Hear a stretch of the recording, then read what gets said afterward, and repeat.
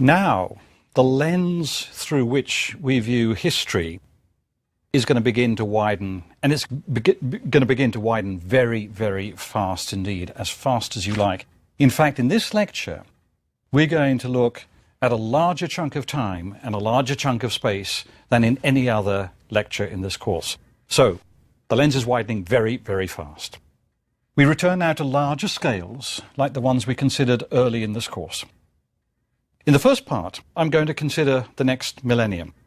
Then, in the second part, I'm going to consider the rest of time. And we're going to ask about the future of the Earth, the galaxy, and the universe as a whole. And we'll find that, oddly, when we look at this larger scale, it's possible to speculate scientifically about it in a way that's probably impossible in thinking about the next millennium. Okay, so first, let's look at the next millennium, the next 1,000 years. What can we say about the future at the scale of 1,000 years? Well, the first thing we're going to see is on this scale we have far more questions than answers. We've seen that modern human societies are amongst the most complex things that we know of. And they're also extremely volatile and changeable. And this means that though we can identify some trends, we know of none that are guaranteed to continue for more than a few decades. So really all we can do in looking at the next 1,000 years is to play with some different scenarios. And that's what I'm going to do.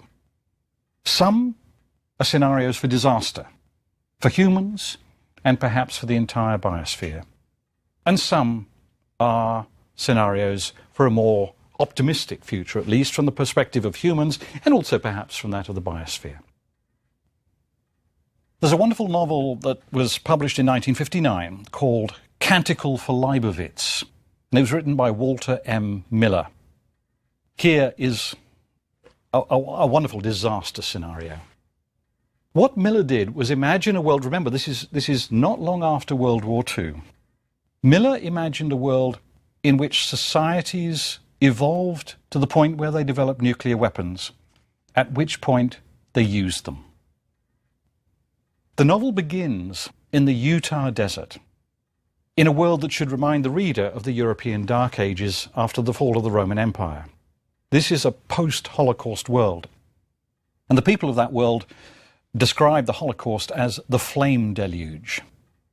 A monk, Brother Francis Gerard, discovers what the reader will recognize as a bomb shelter from the 20th century. And inside it, he's going to discover some documents which turn out, although they can't be deciphered at the time, to contain important information about nuclear physics. Later segments of the novel take us forward several centuries to eras in which knowledge is slowly building up again, as it did in the European Middle Ages and through the Renaissance and the era of the Scientific Revolution, until eventually we enter an era in which there is sufficient scientific knowledge to once again build nuclear weapons. And they are used again.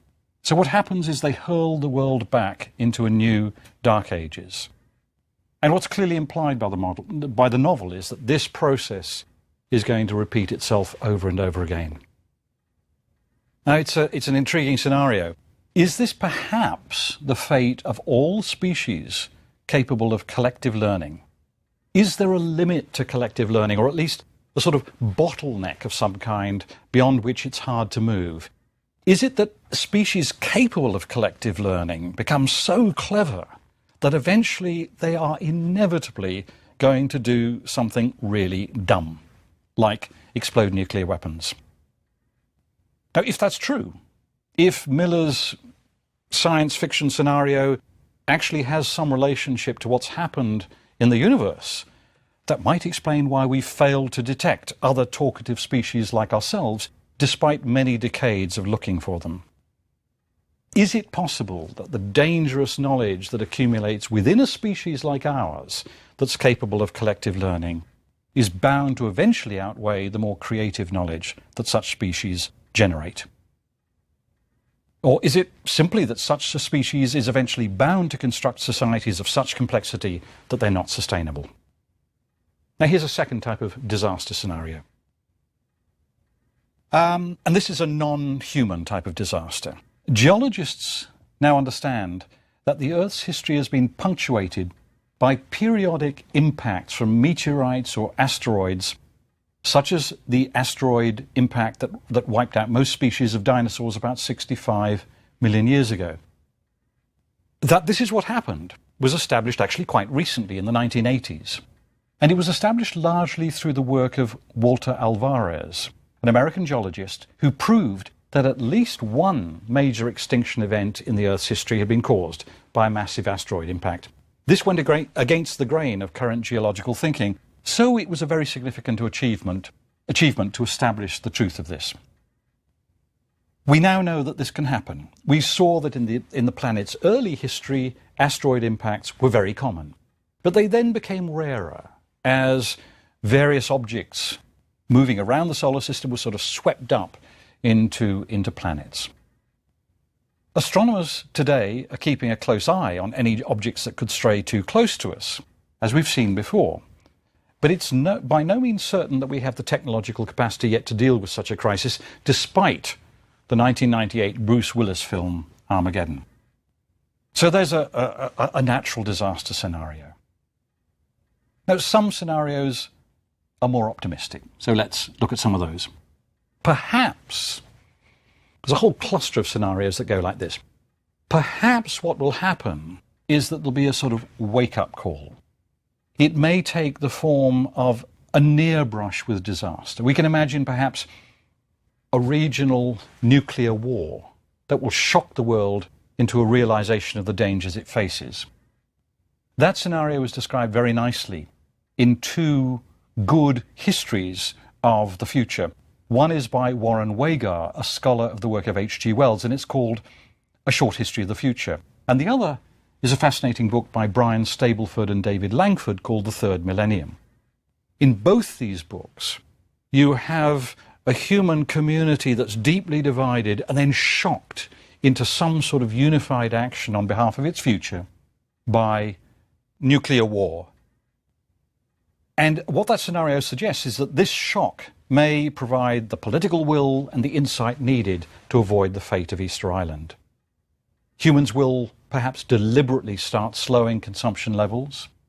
They'll find ways of living that can be satisfying without putting too much pressure on the environment, and they'll learn to live sustainably within the biosphere. They will redefine the good life so that increasing material consumption is not an essential part of that dream. Of course, doing so will require the rapid development not just of the technological knowledge needed to generate energy and resources more sustainably and to limit waste, but even more importantly, it will require the rapid development of mechanisms that can enable humans throughout the world to coordinate what they do. It'll involve turning the embryonic human community of today into a more politically organized community that can act with some sort of unity in dealing with major global issues. Now, if we do indeed evolve in this way, the modern era, as we've described it, may turn out to be just the prelude to an entire new epoch of human history. Innovation may generate sustainable technologies that we can barely imagine. They may include new energy sources, perhaps the taming of hydrogen fusion. They may involve biotechnologies that create new food sources that can eliminate most forms of ill health and that can prolong human life. That last scenario is worth thinking about because we've already seen the beginnings of it in the 20th century. What would it mean if each of us knew that we might live for 1,000 years or more, or even indefinitely? Would the possibility of a sort of pseudo-immortality change our attitudes to ethics? Presumably so. Or to issues like suicide? If we knew that most people alive today will not die in the near future, will it follow that we should stop producing more human beings? Perhaps the having of children will cease to be a normal human experience. And what will that do to our sense of biological family? Clearly, a radical extension of lifespans will mark a revolution in our understanding of what a good human life means. Now, we can imagine also the emergence of new social structures that include improved mechanisms for reducing violent conflict and rely less on increasing consumption than on other, more sustainable notions of progress and well-being, as we've seen. So these are all optimistic scenarios. Now, if we're trying to be just slightly more realistic, we probably have to agree that it's the in-between scenarios that are most likely to occur. A real future which will fall between these extremes, being, like all of human history, a tale of both triumph and tragedy, of creation and destruction. But exactly what form it'll take is anyone's guess. Now, here's a question we can perhaps pose slightly more seriously, and it's this. What new things will we learn? Now, let me attempt to list some areas where it's not unreasonable to think that there could be profound scientific and technological breakthroughs in the next millennium. Quite soon, we may find evidence for the existence of planets very similar to the Earth. This could happen very quickly, within a decade or two, within just a few years. Within a century or so, will we have also found evidence for the existence of life elsewhere in the universe? Will we perhaps find that the universe is in fact crawling with life, that this is not the only corner of the universe with living organisms? At present, given what we know of the speed with which life appeared on our Earth, that is not an unlikely scenario. Now, think of the odds. We have been able to observe life on just a single planet so far. And what we've seen is that on that planet, life appeared, life in the form of simple single-celled organisms, almost as soon as the planet was cool enough to sustain life, about 3.8 billion years ago. Now, what that seems to imply is that whenever promising environments are created for life, and presumably they'll be on planets in the vicinity of stars, but not too close, otherwise they'll be too hot, and not too far away, otherwise they'll be too cold. As soon as wherever these conditions have appeared, this suggests life is likely to appear. Life, at least in the simple form of single-celled organisms, may therefore turn out to be quite a robust form of complexity that is spread throughout much of the universe. But what about the chances of finding creatures like us? Creatures capable of collective learning. Now, perhaps they don't need to look like us, but let's define the crucial feature of humans as this ability, this capacity for collective learning. Though we shouldn't rule it out, the chances of finding such organisms seem a lot less likely, and here are some of the reasons. One reason is that on our Earth, it has taken almost 4 billion years to evolve such a species. And we also know that a lot of luck was involved. For example, the asteroid that wiped out the dinosaurs. Now imagine that it had been on a trajectory just a few minutes earlier or a few minutes later. It would have missed the Earth.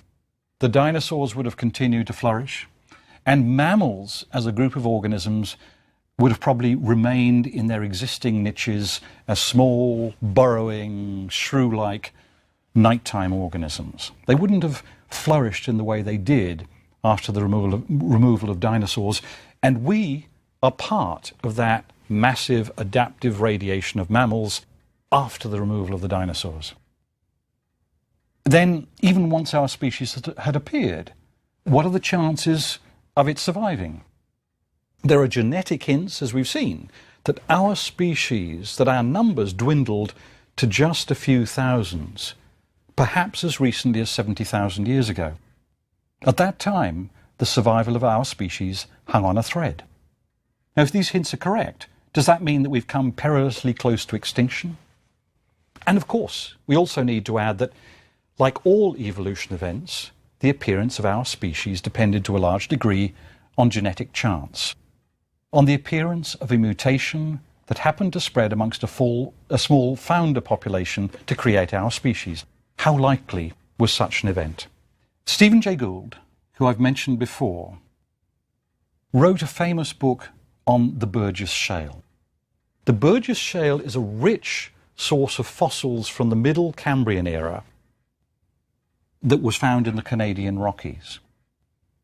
And in his book, Gould argued that many of the forms found in the Burgess Shale are so strange that they prove that evolution on Earth could have followed many different pathways. So what he's suggesting is that if you start life on Earth and you just tweak the conditions slightly, you'll find that the path of evolution runs along completely different lines. The story we told, the evolution of life on Earth, would be very different indeed, and the organisms you'd end up with would be completely different from those we know.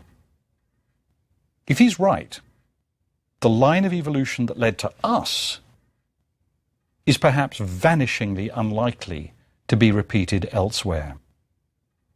On the other hand, if so, we're extremely unlikely to encounter species anything like us, and perhaps unlikely to encounter any other species capable of collective learning.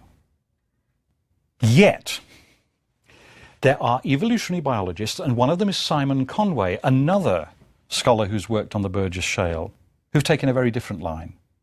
What Conway and others who think like him have argued is this. They've argued that there are a limited number of evolutionary pathways, and what they're talking about is the chemistry of biology. There are a limited number of ways in which organisms can be created, in which they can evolve to multicellularity, and so on. So he's argued that evolution is not as random or as open-ended as Gould supposed. There are a limited number of ground plans, as it were, on which you can build living organisms.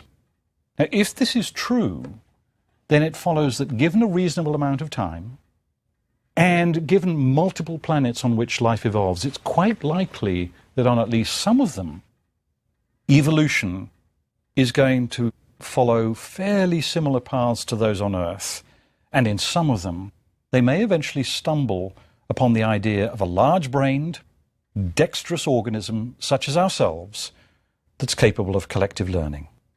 If so, we might expect that wherever life gets going, on a reasonably long-lived planet, that means a planet orbiting a small to middling star, creatures a bit like us might appear. Perhaps even, Conway has argued, with similar sensory organs, including eyes and perhaps with brains, and a capacity to manipulate their environments and share information about it. If Conway is right, then we may not be quite so rare in the universe. So, if so, what are the chances of actually meeting such creatures? Well, they're not good if Walter Miller is right in Canticle for Leibowitz, and all these creatures always reach a certain limit and then blow themselves up. Now, here's another scenario. Let's imagine that we've survived the various disaster scenarios that are waiting out there for us. Where will our history as a species take us? Are there perhaps new thresholds of complexity out there waiting to be crossed? One intriguing possibility is that, like eukaryotic cells in the Cambrian era, we may become so interdependent that there comes a point where we'll start turning into a single Earth-spanning species linked in complex ways with many other species of the biosphere. We've already seen that we're now so networked that we're beginning to function as if we are parts of a huge global brain. And of course, if James Lovelock's idea of Gaia is correct, then, like it or not, the biosphere as a whole is already well on the way to being a single organism, and one that may feel, of course, that our species needs to be removed, like a sort of cancer cell. Okay, here's another scenario. And this is migration. Humans, we've seen, are travelers and explorers. And if we survive the next millennium, our descendants will surely start migrating beyond the Earth, as our ancestors migrated beyond the savanna lands of East Africa, and as ancestral Polynesians migrated throughout the vast archipelagos of the Pacific Ocean. Now, how likely is this scenario? Well, this is reasonably plausible. Many of the necessary technologies already exist for migration to the planets and moons of our solar system. And of course, humans have already reached the moon. And within a decade or two, it's very likely that humans will walk on Mars. So even today, we have some of the technology needed, say, to mine asteroids or to colonize the moon for some period of time. or to build artificial space colonies. In fact, there's one already orbiting our Earth, the International Space Station. There's even been some reasonably serious talk, although this is probably on the borderline between serious science and science fiction, of the possibility of terraforming Mars to make it more habitable to humans. That would probably involve a sort of artificial global warming, beginning perhaps with massive nuclear explosions, so as to create on Mars a breathable atmosphere and seas. If this were to happen, it would probably take the best part of 1,000 years or more, but we could think of it as a sort of domestication of an entire planet. But at present we have none of the technologies needed to go further than our solar system. None of the technologies needed to migrate to other star systems. Remember, it takes light more than 4 years to travel to the nearest star, and at present we have no idea how you might propel a spaceship fast enough to even begin to match the speed of light. So for humans, such journeys would presumably take many generations. If they occur, they will be spectacular recreations of the journeys that Polynesian migrants made when they settled Rapa Nui or Hawaii. And here's one more thing. If our ancestors, if our descendants rather, do migrate to distant star systems, we will create a vast archipelago, a bit like the colonies of Polynesia. Collective learning will now start occurring at stellar scales. But the distances between these colonies, rather like those between Polynesian islands, will be so huge that these communities will certainly, or at least some of them, will certainly become isolated culturally and even eventually genetically. Slowly, our species will start to split through some form of allopatric speciation, a bit like the Galapagos finches. They'll split into species that are very, very similar, but gradually, over time, they'll become less and less similar. They'll become distinct species. Now, will that mark the end of our species? And will that mark, perhaps in some sense, the end of human history? Okay, now let's confess that most of this has been pure speculation. At larger scales, though, we can return to scientifically solid ground, or at least reasonably scientific speculation. So now let's move forward to the remote future, the rest of time. At scales beyond those of human history, we return to slower and simpler processes such as the evolution of the Earth, the Sun, and the universe. And these processes we can discuss with a bit more confidence. So let me go through some of the predictions we can make. First, about the geography of the Earth. Studying the movement of tectonic plates is something we can now do with great precision. Using satellites, we can tell exactly how fast plates are moving and exactly in what direction. So these studies hint at what the Earth may look like in 100 or 200 million years. And there are some things we can say. The Atlantic will widen and the Pacific will narrow, bringing Asia and North America together. And eventually, a new supercontinent will emerge. Remember, we've seen in the last billion years, supercontinents have formed at least twice. Rodinia, perhaps 600 or 700 million years ago, and Pangaea, about 200 to 250 million years ago. So eventually, a new supercontinent will emerge. As it does so, Los Angeles will slide north, and it will become part of Canada. This will be a world that will look very different from the world of today. What of the future of our Earth? Our sun, we've seen, is about halfway through its life. In 3 to 4 billion years, the sun will run out of hydrogen, then it'll collapse in on itself. As it does so, it'll generate much higher temperatures in its core, and it will expand again to form a red giant. It'll be much larger than it is at the present. It'll include Mercury and Venus, and the Earth will be sterilized of life, and the oceans will boil away. There'll be no more life on Earth. We should certainly have got out by then. Eventually, when the sun has burnt up all the helium in its core, it'll collapse again. Temperatures will rise once more. They'll become much higher than they were even in the helium burning era. and the sun will get larger than it was before. This time it'll reach the Earth's outer orbit and our Earth will be evaporated. By then, we need to have seriously got out of the inner solar system and preferably out of our solar system. Then what will happen? The sun will expel its outer layers and what's left will cool down and shrink. It'll become a black dwarf.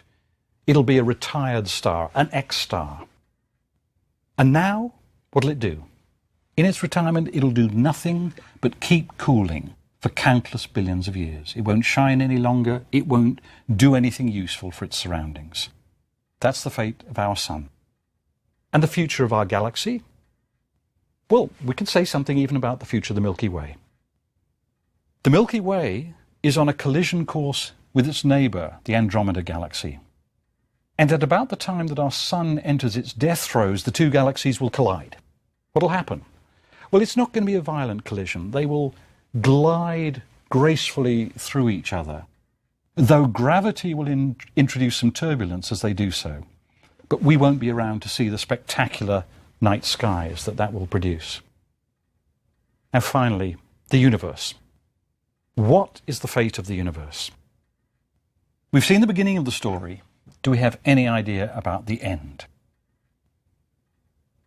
Actually, cosmologists have some reasonably clear ideas about what is possible. One idea was very popular in the late 20th century, and it was this. It was that all the matter in the universe and all the energy in the universe we've seen exerts a gravitational pull. So the idea was that this gravitational pull would eventually be so powerful that it would slow down the expansion of the universe. And there'd come a time when the expansion would slow, it would grind to a halt, and eventually the universe would start shrinking again, rather like a vast solar nebula that includes the entire universe. Stephen Hawking, perhaps slightly with tongue-in-cheek, argued that at that point time might start reversing and all sorts of processes will go into reverse. So the universe will start shrinking. Over many billions of years, it'll shrink until eventually it'll shrink away to nothing. This will be the big crunch, as opposed to the Big Bang. What'll happen then? Well, now here things do get seriously speculative, but many scientists seriously speculated that out of the big crunch might come another Big Bang. So this is the scenario of bouncing universes. Universes appear, they expand, then they contract again into nothing, and then they expand again. And perhaps there's a sort of larger multiverse that is full of these expanding universes.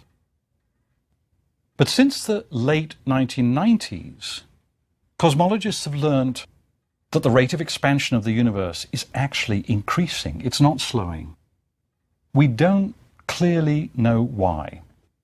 But what this suggests is that the more likely scenario is that the universe will keep expanding forever and ever. Now, what will that mean?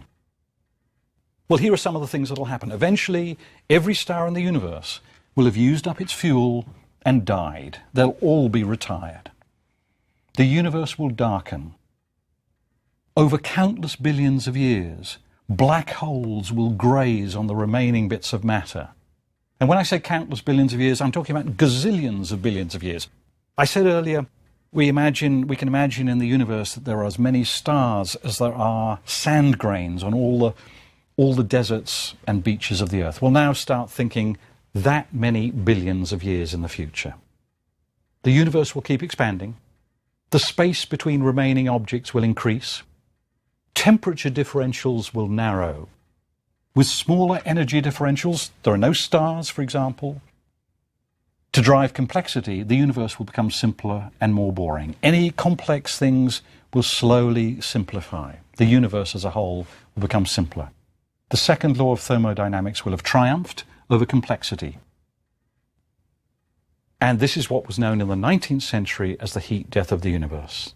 And what will happen next? Well, the universe will continue to get more and more uninteresting for as many billions of years as there are sand grains on all the beaches and deserts of the Earth, and so on forever and ever.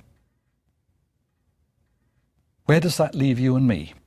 What's our place in this huge story? The last lecture in this course we'll touch on some of these large issues of meaning, and we'll also briefly recapitulate the story of big history. Thank you.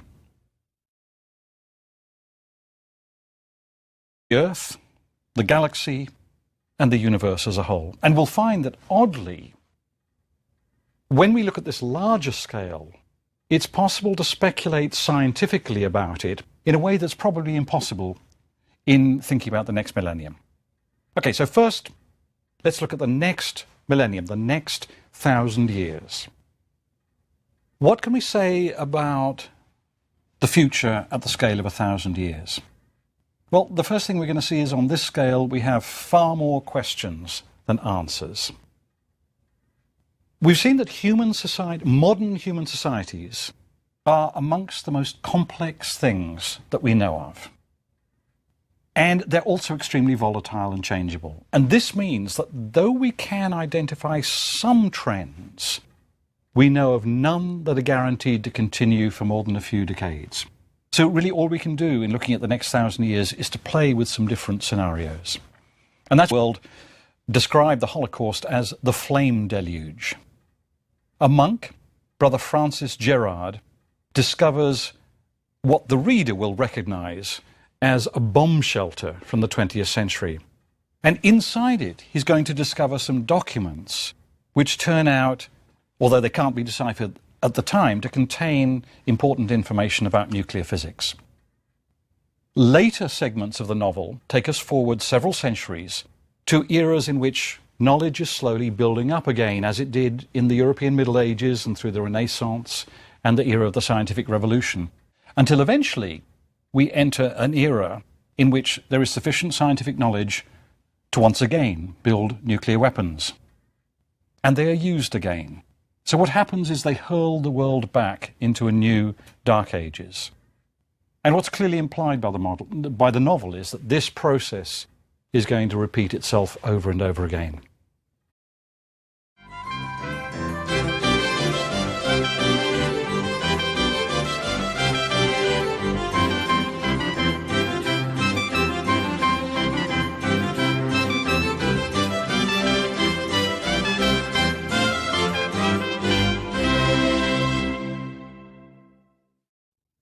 Now, the lens through which we view history is going to begin to widen, and it's going to begin to widen very, very fast indeed, as fast as you like. In fact, in this lecture, we're going to look at a larger chunk of time and a larger chunk of space than in any other lecture in this course. So, the lens is widening very, very fast. We return now to larger scales, like the ones we considered early in this course. In the first part, I'm going to consider the next millennium.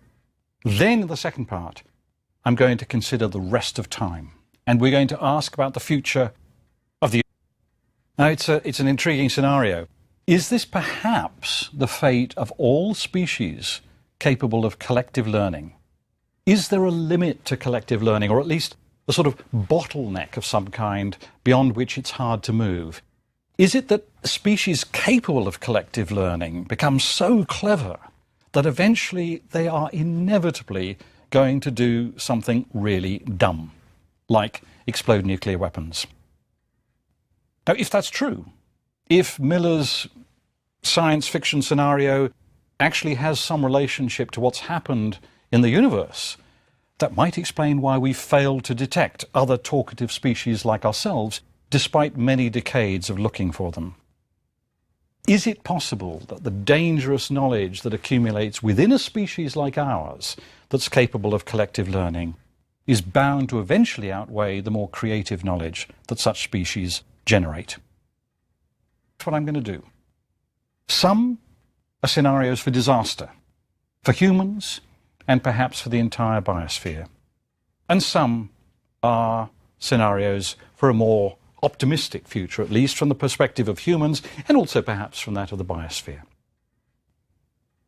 There's a wonderful novel that was published in 1959 called Canticle for Leibowitz, and it was written by Walter M. Miller. Here is a wonderful disaster scenario.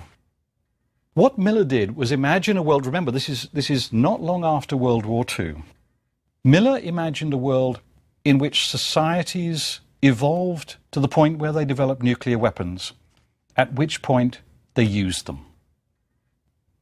The novel begins in the Utah desert, in a world that should remind the reader of the European Dark Ages after the fall of the Roman Empire. This is a post-Holocaust world, and the people of that